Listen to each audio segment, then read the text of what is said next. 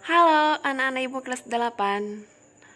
Kembali lagi bertemu dengan saya, Ibu Rismawati Malau SPD, dalam pelajaran Bahasa Indonesia. Apa kabar anak-anak Ibu semuanya? Ibu berharap kita semua dalam keadaan baik dan tentunya tetap kita sehat.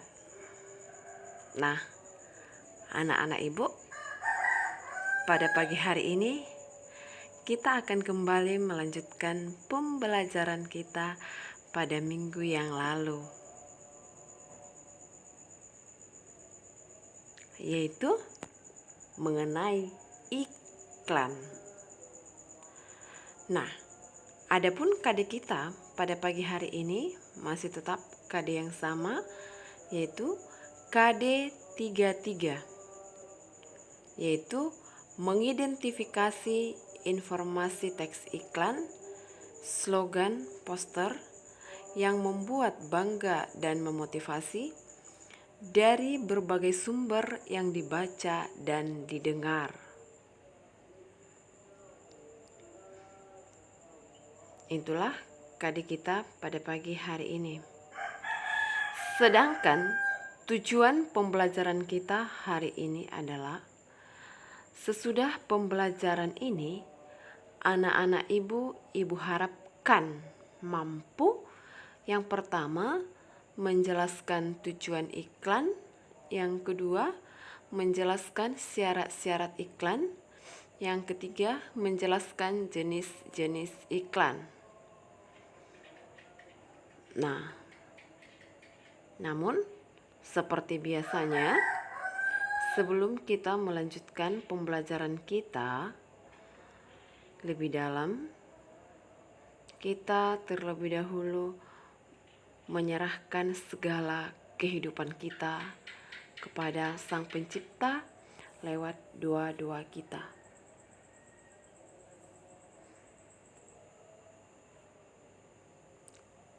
Anak-anak ibu, ambil sikap yang tenang sejenak, fokuskan pikiranmu, kita bersatu di dalam doa. Dalam nama Bapa dan Putra dan Roh Kudus. Amin. Kita sama-sama doa salam Maria. Salam Maria, penuh rahmat, Tuhan sertamu.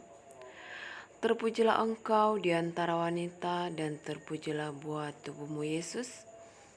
Santa Maria, Bunda Allah, doakanlah kami yang berdosa ini, sekarang dan waktu kami mati. Amin. Santo Yohanes Don Bosco, doakanlah kami. Amin. Dalam nama Bapa dan Putra dan Roh Kudus. Amin. Baik, anak-anak ibu,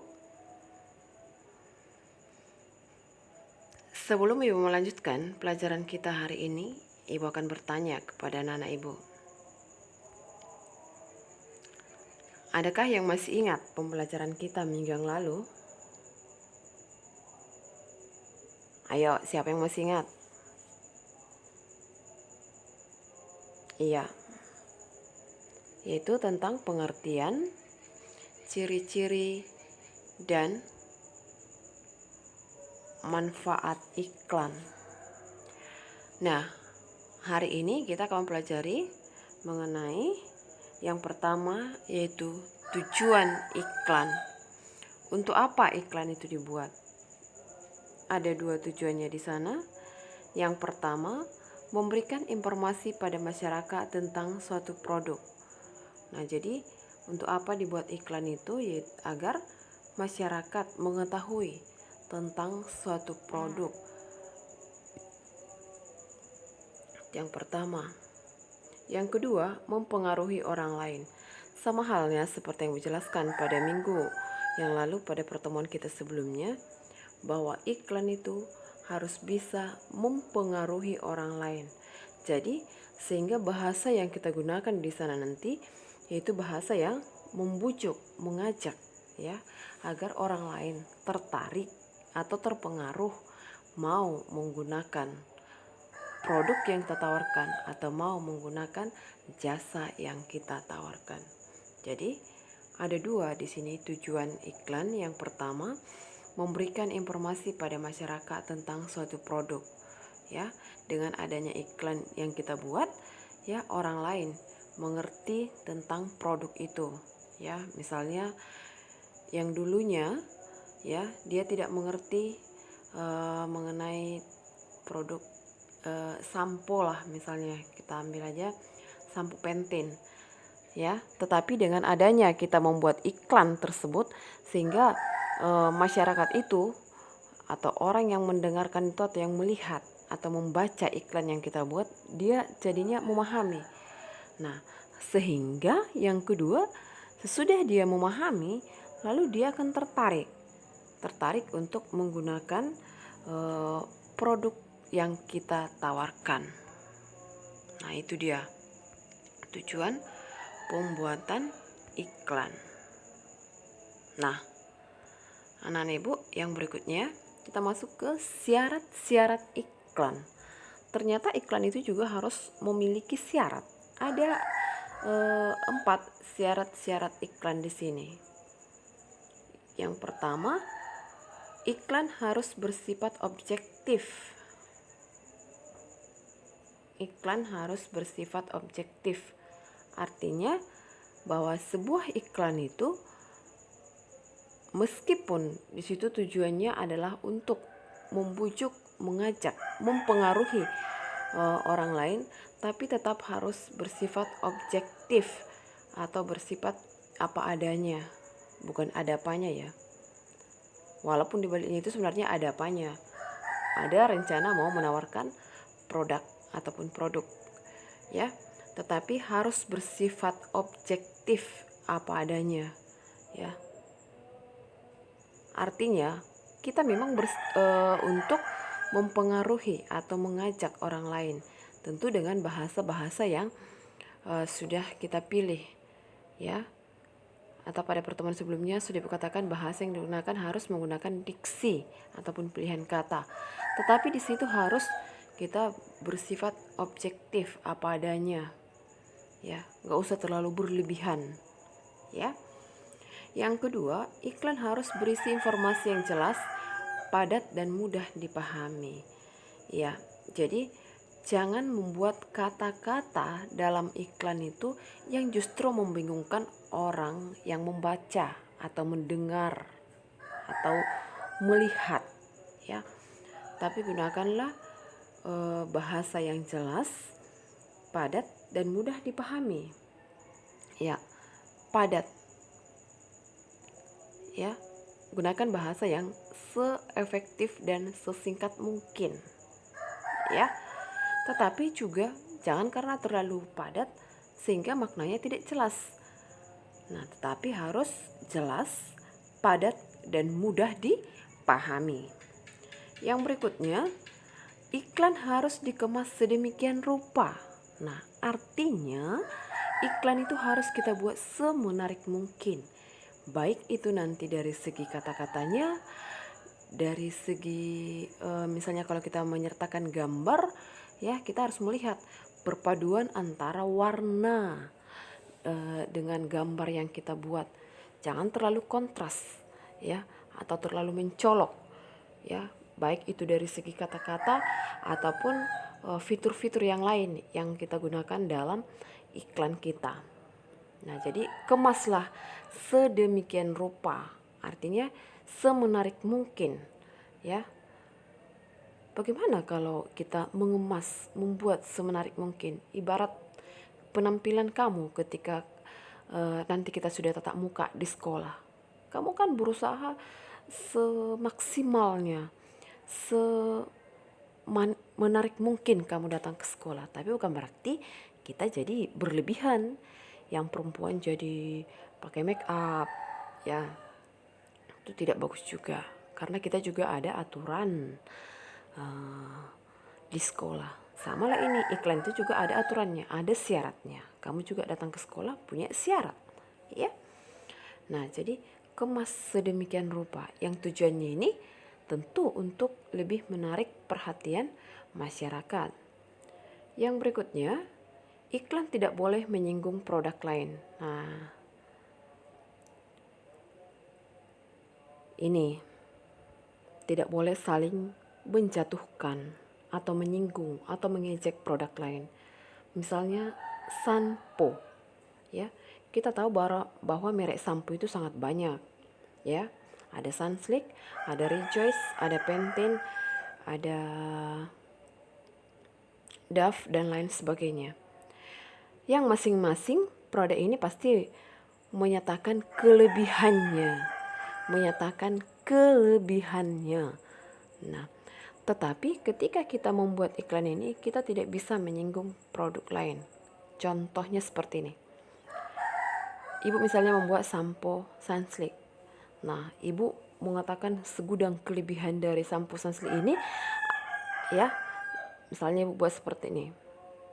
Sampo Sunsilk, gunakanlah setiap hari, maka rambut Anda akan hitam berkilau sepanjang hari, ya kan? Terhindar dari panas dan debu, ya. Sampo ini lebih bagus dari merek yang lain. Ibu harus menggunakan bahasa ini. Sampo ini lebih bagus dari sampo-sampo yang lain atau merek yang lain. Nah, tentu dalam hal ini merek yang lain itu kan banyak. Bisa Dove, bisa Rejoice, bisa Pantene. Tetapi tidak tersinggung produk lain itu. Karena apa? Kita tidak menyebutkan mereknya. Kecuali kalau buat seperti ini. Sampo Sunsilk ini lebih bagus dari sampo Rejoice. Itu sudah menyalahkan, ya, sudah menyinggung produk lain. Jadi iklan tidak boleh menyinggung produk lain walaupun yang sebenarnya sama-sama tujuannya untuk mempengaruhi masyarakat ataupun halayak ramai. Jadi gitu dia, ya. Tapi kalau dibuat misalnya sampo Sunsilk ini jauh lebih bagus dibandingkan sampo-sampo yang lain. Nah, di situ kan tidak disebutkan merek. Maka sampo yang lain itu, ya, tidak tersinggung. Ya. Tidak akan tersinggung. Pemilik sampo yang lain itu tidak akan tersinggung.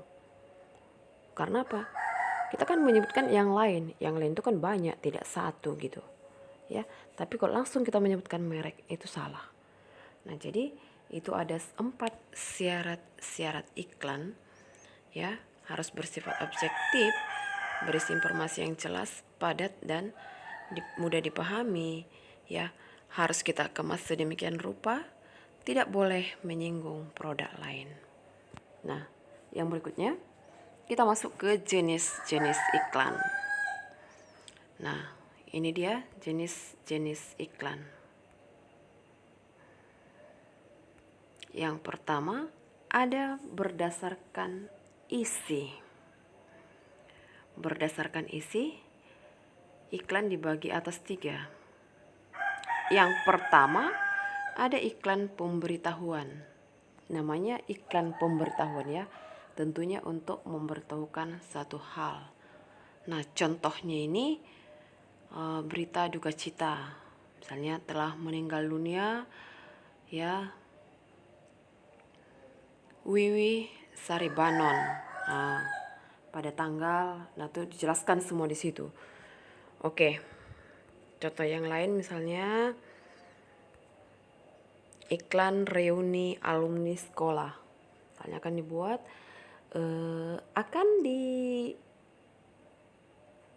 diadakan reuni alumni sekolah SMP Trisakti 2 angkatan 2019.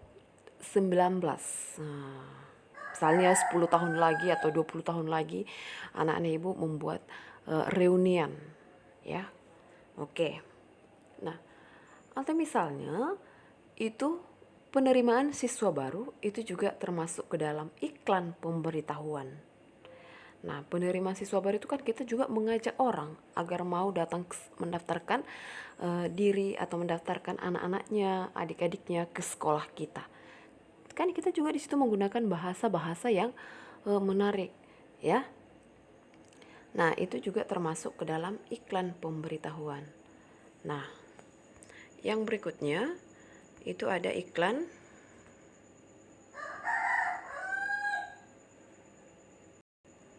penawaran atau niaga.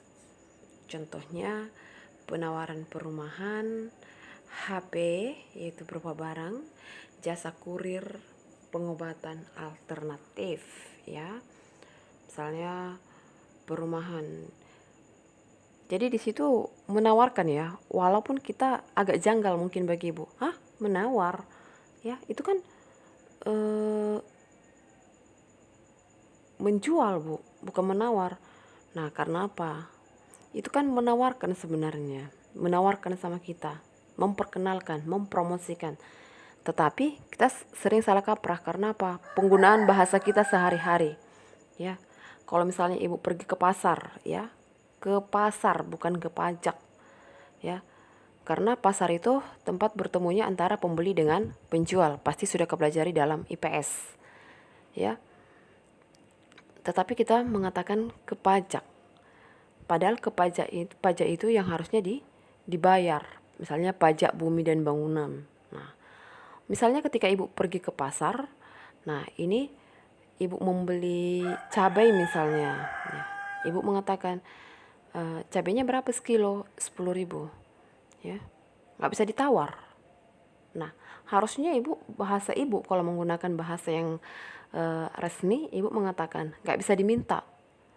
Nah, tetapi ketika ibu mengatakan itu, ibu mungkin dilempari pakai cabai itu. Minta-minta di lampu merah lah, kan seperti itu kan anak-anak ibu. Nah, tetapi sebenarnya yang menawarkan itu adalah si penjual, ya.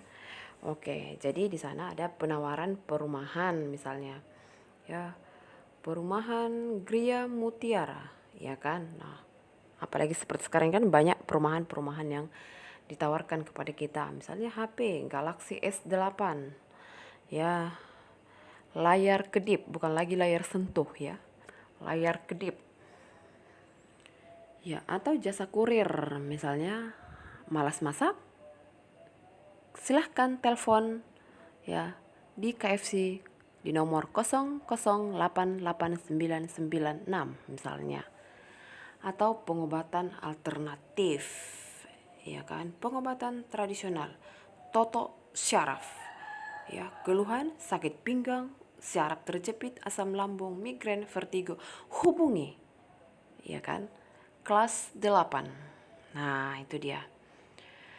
Yang berikutnya itu ada iklan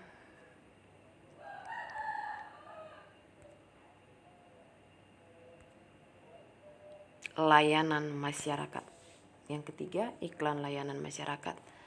Nah, tentu ini adalah berupa penyuluhan, ya, penyuluhan kepada masyarakat. Contohnya, pemberian penyuluhan tentang pencegahan COVID-19. Nah, ini kan memberikan penyuluhan, layanan, pemberitahuan kepada masyarakat, ya. Sekarang ini gencar-gencarnya pemerintah selalu memberikan penyuluhan tentang pencegahan COVID-19. Salah satunya rajin mencuci tangan, ya, rajin mengkonsumsi air putih, rajin mengkonsumsi buah-buahan yang banyak mengandung vitamin C, hindari kerumunan, ya, gunakan masker walaupun, ya, masyarakat kita masih bandel-bandel, ya, hanya memakai masker aja susah. Nah, jadi ini merupakan pemberian penyuluhan tentang pencegahan COVID-19. Nah, ini adalah salah satu contoh dari iklan layanan masyarakat. Nah, kan layanan masyarakat tentu itu disampaikan kepada masyarakat, ya. Nah, ibu buat contohnya di sini. Jaga diri dan keluarga Anda dari virus corona dengan germas, ya kan? Gerakan masyarakat sehat, yaitu dengan cara rajin mencuci tangan, hindari kerumunan, ya kan? Konsumsi makanan yang bergizi, nah dan lain sebagainya. Lalu, contoh yang kedua, misalnya program KB, keluarga berencana, bukan keluarga besar, ya. Nah, ayo ikut KB 2 anak cukup. Nah, jadi itu ada 3 tadi berdasarkan isi. Yang kedua, berdasarkan media yang dipakai ada 2, yaitu yang pertama iklan cetak. Jenis iklan ini dipasang pada media yang memakai teknik cetak, sablon atau laser. Ya. Jenis iklan ini dipasang pada media yang memakai cetak, sablon atau laser.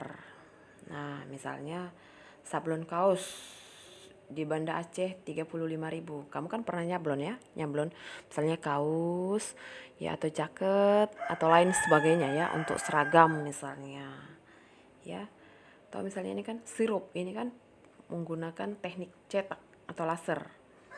Manisnya marjan, begitu kaya rasa. Nah, yang kedua itu ada iklan elektronik. Jenis iklan ini memanfaatkan media berbasis elektronik, yaitu radio, televisi, internet, film, dan lain sebagainya. Artinya iklan ini menawarkan produk itu ya dengan memanfaatkan atau berbasis elektronik, misalnya radio, televisi, internet, film. Nah, ini kan seperti yang iklan-iklan yang kita temukan di radio, di televisi, internet, dan film. Ini pastinya sudah memahami anak-anak ibu. Ya, misalnya iklan radio, pengharum ruangan, ya kan? Misalnya menawarkan novel, misalnya ini bisa kita temui ya, dan lain sebagainya. Atau iklan-iklan yang sering kita mau lihat dalam kehidupan kamu sehari-hari. Ya, itulah iklan elektronik, memanfaatkan alat-alat elektronik lah, media-media elektronik sebagai media penyampaiannya kepada masyarakat. Lalu yang ketiga, berdasarkan tujuan itu ada 2. Berdasarkan tujuan ada 2. Yang pertama itu ada iklan komersial, yaitu iklan yang mencari keuntungan ekonomi atau untuk meningkatkan penjualan. Nah, sama dengan iklan-iklan yang kamu temukan di televisi, misalnya mie sedap, sampo, minuman, itu kan tujuannya itu untuk meningkatkan keuntungan di bidang ekonomi. Seseorang itu yang membuat iklan itu kan tentunya dia mau mencari keuntungan, untuk meraup keuntungan. Sehingga seperti pada pertemuan minggu yang lalu katakan, semakin produk itu dikenal luas di masyarakat, semakin tinggi keuntungan yang diraup karena semakin banyak peminatnya. Nah, yang berikutnya itu ada iklan non komersial.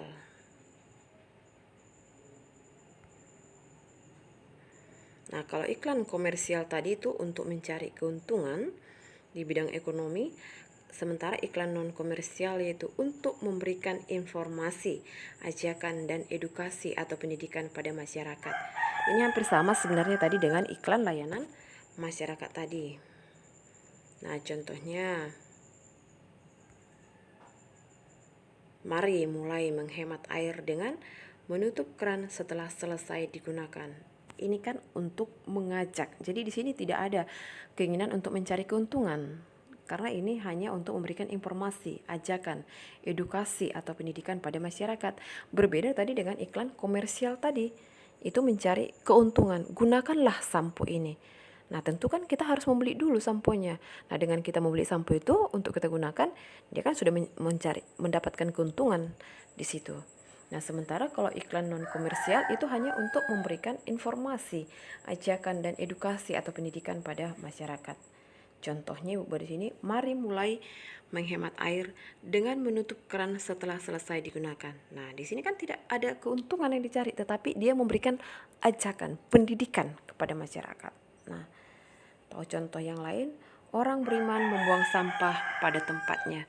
Nah, tentu dalam hal ini kan untuk mengajak kita untuk membuang sampah pada tempatnya, tidak sembarangan.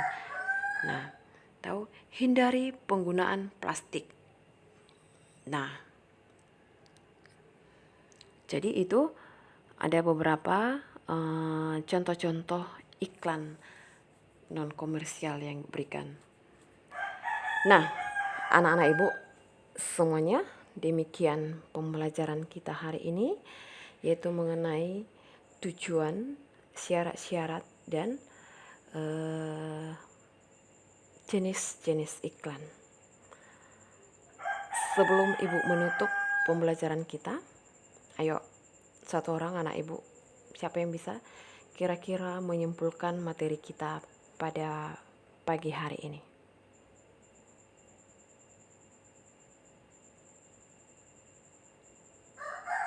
Iya, bagus. Nah, anak-anak ibu yang lain, ibu berharap kamu juga bisa mengambil kesimpulan dari pembelajaran kita hari ini. Nah, sebagai penutup, ibu akan selalu memberikan oleh-oleh sama kamu, yaitu berupa pantun. Ibu tidak bosan-bosannya memberikan oleh-oleh ini sama kamu. Ya, semoga melalui pantun ini ya kamu memahami makna ataupun isi ataupun maksud dan tujuan dari pantun tersebut dan kamu bisa melaksanakannya. Keliling kota naik beca, walau lama tiada jemu. Banyak-banyaklah anak ibu membaca, karena membaca adalah kunci ilmu. Bukit berbaris banyak batunya, di padang datar kita bertemu. Main game ada waktunya, kerjakan dulu PR dan tugasnya. Salam sehat. Terima kasih. Tetap jaga kesehatan. Semoga COVID-19 cepat berlalu sehingga kita bisa bertemu tatap muka secara langsung. Dadah, sekian dan terima kasih.